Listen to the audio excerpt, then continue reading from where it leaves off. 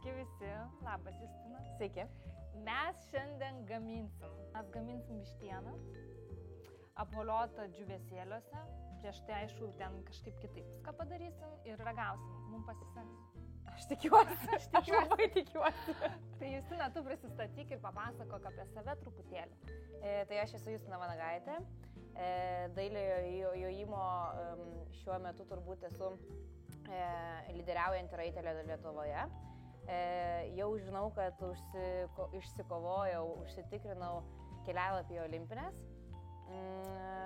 ir būsiu pirmoji raitelė, kuri nepriklausomos Lietuvos istorijoje startuos Olimpinėse žaidynėse. Nu čia fantastika, labai džiugi žinia ir mes labai džiaugiamės ir už tai, kad esi čia. Tai kągi, mes pradedam ir truputėlį pristatom, ką mes čia turim. Prisipirkom visko, buvom parduotuvėje, ar ne? Tai yra vištiena, Vilniaus Paukštyno vištiena, man labai patinka, užauginta be antibiotikų. Taipogi Kauno Grūdų džiūvėsėlius.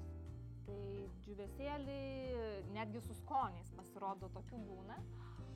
Puikus gaminys, daržovės, prieskoniai, kiaušinis, žodžiu viską, ko mums prireiks šiandien pagaminti vištieną apvoliotą džiūvėsėliuose. Tai gerai, tai tuomet aš išplaksiu kiaušinį. Plak. Tu plak kiaušinį ir kol plakam kiaušinį, aš tave pakalbinsiu. Tu man papasakok, aš skaičiau, neslėpsiu, pasidomėjau apie tavo pirmus žingsnius žirgyno sporte su žirgais. Taip. Ne? Nuo ko prasidėjo? Nuo tavo gimtadienio, ne? Taip. Iš tikrųjų, tai istorija buvo tokia, kad man, kai buvo 12 metų, mano dabar jau patėvis, mano mamos vyras, pakvietė mamą į pirmą pasimatymą. Ir žirgynę. Taip, ir kadangi buvo mano gimtadienis, mama nusprendė, kad jinai pirmą pasimatymą eis su dukra. Žiauriai keista, bet Ramas, mano patėvis, sakė, okei, pasiimk ir ją. Tai va, tai mano buvo ne pirmas užsisėdimas ant arklo, aš ten esu kelis kartus buvau sėdėjusi ten, žinai, kaip būna, kokia Palangoje anksčiau būdavo, ratuką apveda. Bet tai jau buvo toksai rimtesnis gal užsėdimas, man gal net ir pabandžiau parišiuoti. Ir mes paskui ten važiavom, tai buvo sausio 3 diena, per mano gimtadienį. Ir buvo nerealiai daug sniego ir sugalvojom su rogam pasivažinėti. Pakinkėm, toks buvo katinas, darbinis arklys, vardu katinas, pakinkė į roges. Ir mes važiavom į priekį, kažkaip labai neblogai pavyko tą kelią rasti, o atgal nuvažiavom į tokios sodybos pas draugus Ramūno ir ten matyti jie truputėlį gal pašventė.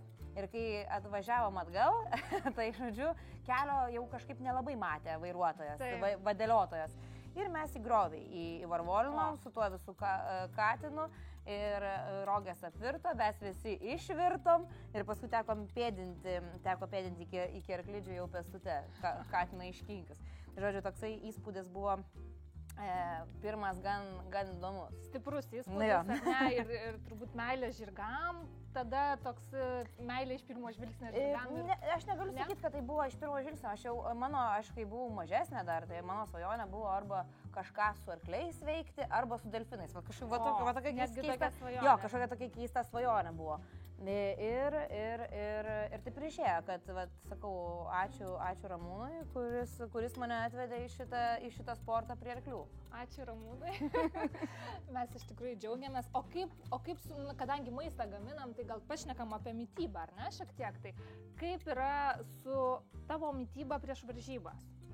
Kažkoks tai yra planas mitybos sudėliotas, ar valgai tai, ką nori, savęs visiškai neriboji? Iš esmės tai yra taip, kad aš esu pratusi, aš festinu, tai aš valgau vieną kartą dienoje ir tai būna tik vakarais.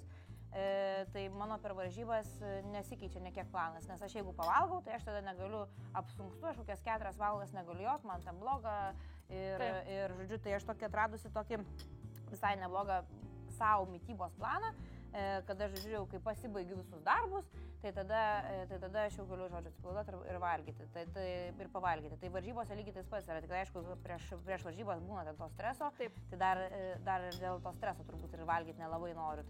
Tai iš esmės, tai mano kaip ir mitybos planas nesikeičia, o valgau praktiškai viską. Nu, ką noriu. Tai žodžiu, vištiena ne vegetarė, ne? Ne, bus gerai. ne. Tai ką, mes turim Vilniaus Paukštyno vištieną, kuri yra jau supjaustyta gabaliukais. Nu tai čia mum. Kulinariam didžiosiam. Taip, didžiosiam kulinariam čia mum labai patogu, labai gerai. Ir mes dabar šiek tiek pabarstysime prieskoniais. Mes turim druskos, mes turime raudonosios paprikos ir turim pipiriukų. Tai aš tai galvoju, kad iš akies. Taip. Beriam. Nieko tokio, čia taigi matai, išsimaišy. Beriam. O kaip su žirgo mityba, man papasako? Šiaip galiu papasakoti labai konkrečiai apie savo kebabą. Nabab, tai mano pagrindinis yra partneris. Taip. Ir kebabų tai yra sudaryta iš tikrųjų visas racionas, visa mityba, kad nėra taip, kad jisai irgi kaip ir aš valgo bet ką. Nebūtų nuokrypų griežtai, ar ne? Ten pakankamai griežtai yra. Ir mes kas kokį pusmetį darom kraujo tyrimus ir žiūrime, jam tikrai nieko netrūksta, tai jisai gauna pagrindą būtent mityboje jo yra racione, yra Kauno Grūdų sportinis kombikormas. Taip, pašaras žirgams. Taip, pašaras būtent sportiniam žirgam, kuris duoda energijos ir palaiko jį gan aktyvų. Tuomet jisai gauna dar papildomų mislių 4 rūšių, kurie vieni ten irgi yra vieni skrandžiai, kiti yra vėl aktyvumui palaikyti. Ir tuomet 2 kartus per savaitę jisai gauna mešą. Tai mešas yra tokia kaip turi būtinai užpilti šiltų vandeniu, tokie ten ir sėlinas, daug, žodžiu, irgi tokie kaip misliai, palaikai 15 minučių ir tada jisai, žodžiu, gauna, bet čia būtent yra daugiau dėl skrandžio. Tuomet šeriu maždaug apie 200 ml per dieną aliejaus, tai šiuo metu šeriu rapsų aliejų, kuris žirgam yra antras pagal gerumą. Čia turbūt ir kailiui, kad ir kailiui, ir lygiai taip pat ir palaikyti ir formą, ir kad jisai turėtų ir masės šiek tiek, ne, daugiau. Tai tas aliejus, jisai plus skrandžiui labai gerai. Žodžiu, labai daug gerų savybių yra tam aliejuje. Ir papildomai dar jisai gauna papildų, tai gal 4 ar 5 rūšių. Ar pati geri papildus? Ne. Aš sakau, arklį labai gerai prižiūriu, savęs ne taip gerai. Jo, bet pasitaisysiu, sakiau. Gerai. Tai ką, mes paprieskoniavom vištieną, tu išlakiai puikiai kiaušinį ir dabar mes vištieną valiosim kiaušinėje, vėliau miltus ir džiovesėlius. Taip, imi vištieną. Apvaliojame miltuose, Kauno Grūdų miltai, ekstra, aukščiausias klasės. Patys geriausi tikrai, kiaušinėje ir džiuvesėliuose. Džiuvesėlius mes turim 2 skirtingų spalvų šiandien. Vieni yra su paprika, ką dabar tu apvalioji, o kiti džiuvesėliai auksiniai su ciberžolė. Tai auksas. Čia tau toksai mūsų tęsinys pokalbio su tokiu, žinai, įvadu, ar tikiesi? Olimpinėse? Taip. Olimpinėse tai be šansų. Be šansų? Jo, be šansų, dėja, bet taip. Čia pas mus yra labai subjektyvus sportas. Taip. Tai praktiškai čia, nėra jokių staigmenų nebebus, ne? Aš žinau, kur aš esu, žinau, kiek aš ten galiu, tarkim, savo lygę gauti procentų, tarkim, ne? Galimybės aiškios. Jo, bet tai tikrai nebus taip, kad aš ten įvyks stebuklas ir aš čia auksą laimėsiu, tikrai ne, nes yra ženkliai geresnių, stipresnių, ženkliai ilgiau startuojančių ir turinčių geresnį vardą, tarkim, mane, tai čia, sakau, pas mus toksai kaip ir dėlusis čiuožimas, ne? Tai plius minus jau gali tikėtis kažkokio vietos, kurioje tu būsi. O kaip ruošiant programą, tas muzikos pasirinkimas, choreografija, ar yra kažkokie choreografai, kurie dirba, ar pati tu sustatai? Aš konkrečiai turiu freestylą pasidariusi jau prieš 2 metus. tą patį ir aš kol kas neplanuoju iki olimpinių tikrai keisti. Šitą sezoną dar tikrai su ta pačia muzika startuosiu, nes visų pirma, su ta muzika nėra lengva surasti muziką, kuri tau patinka, kuri patinka publikai, ir tarkim tinka, ir jinai turi išlaikyti temą. Tai pas mane yra labai paprastai, pas mane yra nuosekli tema, jinai yra filmai. Ir tarkim, mano visas kiuras yra iš Indianos Joneso, iš Star Warsų, Batman Begins. Ir kuomet Rusai užpuolė Ukrainą, tai aš galinę savo centrinę išjojimo liniją pakeičiau, iš ten buvo irgi Star Warsų viena melodija, pakeičiau į Ukrainos karo dainą. Ir sakiau, kad aš jos nekeisiu iki tol, kol karas vyks. Taip, tai toksai irgi kaip mano kaip ir statementas, aš palaikau Ukrainą ir tai darau oficialiai ir visiems matant. Nu ką, lemtinga akimirka atėjo, kada mes kepsim šitą vištieną šį kartą grūdintuviai su aliejum, ar ne? Bet ją galima kepti ir namuose kaip? Arba orkaitėje, arba keptuvėje. Keptuvėje, taip, įsipilam aliejaus ir kepam puikiausiai. Bandom, ne? Tai aš nuėmu dangtį. Atsakingiausias momentas. Aš iškeliu. Tu iškeli, palaikai ir tada viską sudedam. Aš manau, kad bandom rankom, ne? Bandom rankom ir pakepsim apie 3 minutės. 3 minutės pakepsim. Aišku, jų dydžiai, vieni didesni, kiti mažesni, bet mes, taip jau mums šį kartą gavos. Ar ne? Kaip barbaruoja. Manau, kad keliam. Vištiena pakilo į viršų. Apskrudus. Fantastiškai atrodo. Bet iš tikrųjų pavyko. Paragauti. Bet man atrodo, kad net ir mums pavyko.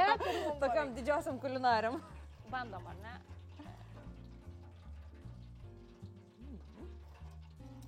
Atrodo tikrai labai skaniai. Ir traški? Traškiai atrodo, o ragausim, matysim, kaip čia gausis. Nuostabiai atrodo, bandom ir dedam likus, ar ne? Sudedam atgal, tai aš tada sudedu, tu panardinsi. Taip. Man dar, Justina, labai įdomu yra apie santykį su žirgu. Kaip jie jaučia tave, kaip tu jį išsirinkai, ar yra kažkoks tai, kaip tarkim augintinis šuo, ar ne? Grįžti namo, jisai džiaugiasi tave pamatęs. Taip. Ar yra taip su žirgu? Galiu pasakyti, kad taip, tie žirgai, kurie mane pažįsta ir su kuriais aš dirbu, tai jie visi mane žino ir mane myli, ir aš juos visus myliu. Tai mes turim tokį gan glaudų santykį su jais, bet neslėpsiu, jie daugiau mane žiūri kaip į skaniukų dalintoją. Tai su žirgais yra taip, kad jiem aš kadangi juos visą laiką vaišinu, visą laiką juos lepinu, tai jie žino, kad aš ateisiu ir jie jau ten galvas iškišia ir jau tu mum ką nors duok. Aš manau, kad jau iškepė. Mes tiek užsišnekėjom, tai gal čia šiek tiek ir perkepė. Nieko tokio. Perkepti tai nedakepti. Taip. Gal geriau perkepta negu... Tai dedu, ar ne? Mes šnekėjom apie šieną reikalingą žirgui, ar ne? Taip, tai šieno ar žirgas turėtų turėti 24 valandas per parą. Nes jie iš esmės yra gyvūnai, kurie turi pastoviai kažką kramtyti ir turi turėti būtinai užpildytą skrandį, nes kitaip atsiranda įvairios opos arba gastritai. Ir šiaip skrandis yra pirmas dalykas, per ką kenčia arklys, nes, tarkim, ypatingai sportiniai žirgai, tai jie kelionės metu stresuoja, varžybose stresuoja. Tai tarkim, aš netgi išvažiuojant į varžybas, kokias 3 dienas pradedu jam šerti peptizolį, kas yra omeprazolis iš esmės, specialios pastos žirgam prieš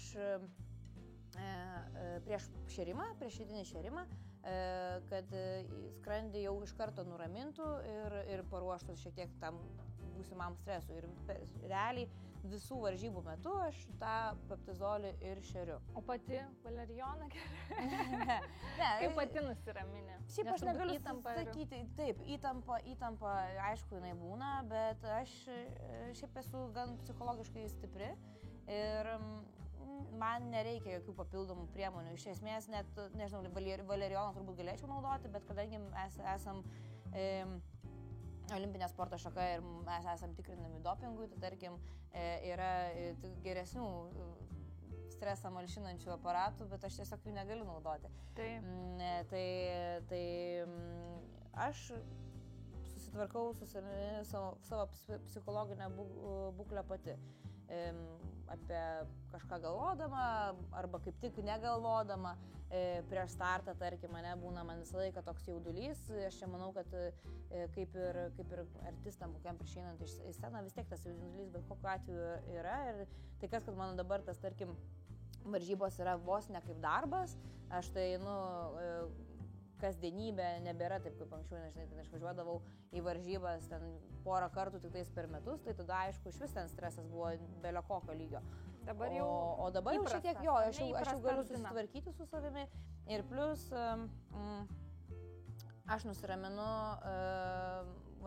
prieš startą man būna tokio jaudulio, bet aš kuomet pradedu balnuoti žirgą ir ant jo užlipu, man iš karto aš taip nusiraminu. Kažkaip, nežinau, pradedu ryto apšilimą ir aš jaučiu, jeigu arklys yra geros nuotaikos ir aš matau, kad jisai yra kontroliuojamas, valdomas ir kažkaip man tas stresas ir dingsta. Mes apsistačiusios pjaustimo lentelėm ir darysim salotą su šita nuostabia auksinė, oranžinė vištiena, ne? Taip. Tai aš siūlau tau papjaustyti pomidorus, o aš sudėsiu salotas į lėkštę ir supjaustysiu vištieną. Bet man dar yra viena labai įdomi tema, tai yra garderobas ir apranga varžybų metu. Dabar olimpinėse. Tai jau yra pradėta galvoti, ar yra griežtas standartas. Dėl olimpinių, tiesą sakant, nežinau, nes kiek yra tekę girdėti, kad ten yra labai sugriežtinta tvarka brandų. Tai ten gali būti, kad, tarkim, turėsiu, šiaip iš esmės, ar tai ar olimpinės, ar paprastos kažkokios varžybos, tai iš esmės mano apranga nesiskiria, ne? Tai yra šalmas, žabo, toksai balta apykaklė, frakas, baltos jojimo kelnės, pirštinės pasirinktinai arba baltos, arba mėlynos, bet aš joju su mėlynom. Ir tuomet baltos jojimo kelnės ir batai. Pageidaustina juodi, kad būtų. Tik aš girdėjau, kad yra leisnas tam tikras kiekis prekės ženklų, būtent startuojant olimpinėse, tai esu mačiusi, kadangi seku Instagrame raitelius, kurie per pratęs olimpinės startavo, tai mačiau, kad net, tarkim, sagos, kurios buvo frake, buvo paslėptos po juoda lipne juosta, kad nesimatytų brendo. Taip, bet aš dar kol kas nežinau šitų visų reikalavimų, jie man turbūt bus atsiųsti po kurio laiko. Tai, nes dabar labai viskas yra tik tais šviežia ir nauja, tai aš manau, kad reglamentai tik vėliau bus mums ir visos taisyklės. Netvarka mūsų virtuvėje, visiškai, bet salotas turim, pomidoriukus supjausti labai gražiai, tikrai. Aš supjausčiau vištieną ir dabar ją pasistengsiu gražiai padėti ant mūsų salotų, o tu gal šiek tiek užpilk aliejus, kad nebūtų taip sausa ir atrodo, tai tikrai labai gerai. Aš manau, kad mums pavyko. Man tik taip atrodo. Kad mums pavyko. Tai ką? Skanaus?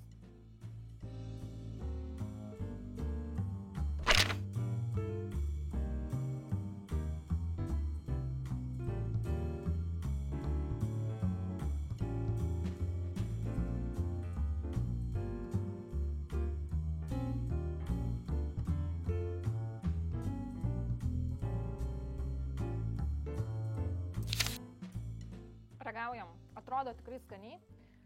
Ragauk. Man jau bandyti. Tu pirma, o jeigu... Aš tik vištieną valgiu ragauti ar su salotas? Vištieną. Gerai, padažo nereikia. Labai Aš jau gerai. pasiruošiau, kad jeigu mums tikrai nepavyko, Labai skanu. tai neblogai. Tikrai. Net ir aš sugebėjau padaryti. Su tavo pagalba, žinoma. Net ir aš. Salotos su rukola pomidoriukais ir vištiena. Tačiau mes dar turim šiek tiek likusios vištienos. Ir mes padarysim dar vieną dalyką. Antrą patiekalą labai trumpą. Justina, tu paskaityk, ką reikia padaryti. Aš turiu kitą pakuotę ir... Tai, žodžiu, yra 3 gaminimo būdai, tai mes naudojame 10 minučių tiesiog karštam vandenį juos laikėm. Yra kitas variantas 2-3 minutės keptuvėje kepti arba mikrobanginėje galima šildyti irgi 3-4 minutės, tik tais jeigu šildoma mikrobanginėje, tai reikia atidaryti pakelį. Ir labai paprasta, nežinau. 10 minučių. Realiai 10 minučių ir nieko daryti nebereikės daugiau. Maistinga, čia yra grikiai, ar ne? Taip, tai yra grikiai su... Kaip nuostabu. Mes taip šiandien kažkaip labai ūkiškai, bet... Nu taip jau tikrai ūkiškai. Aš tai norėčiau paragauti tų grikių, nes čia 10 minučių. Nežinau, grikių gal ir nereikia, jie čia taip viską skanu. Ir aš paragausiu. Viskas, kitokių grikių net nepirksiu ir negaminsiu. Man atrodo, aš pradėsiu gaminti irgi. Jeigu yra tokių variantų, žinai. Tiesiog lengvai iš pirmo karto. 10 minučių pašildai ir toks skonis, wow. Ir maistinga. Aš ragavau, paragausiu dar. Ragauk. Labai gerai. Mes pradedant šitą laidą žinojom, kad kulinarės mes tikrai nebūsim. Bet baigiant šitą laidą, aš žinau, lengvai iš pirmo karto gaminti galim net ir mes. Net ir mes. Tai ką, ačiū Jums mūsų laidos žiūrovai. Buvo maloni pažintis. Ir Ačiū buvo skanu gaminti ir skanu paragauti ir lengva. Ačiū labai.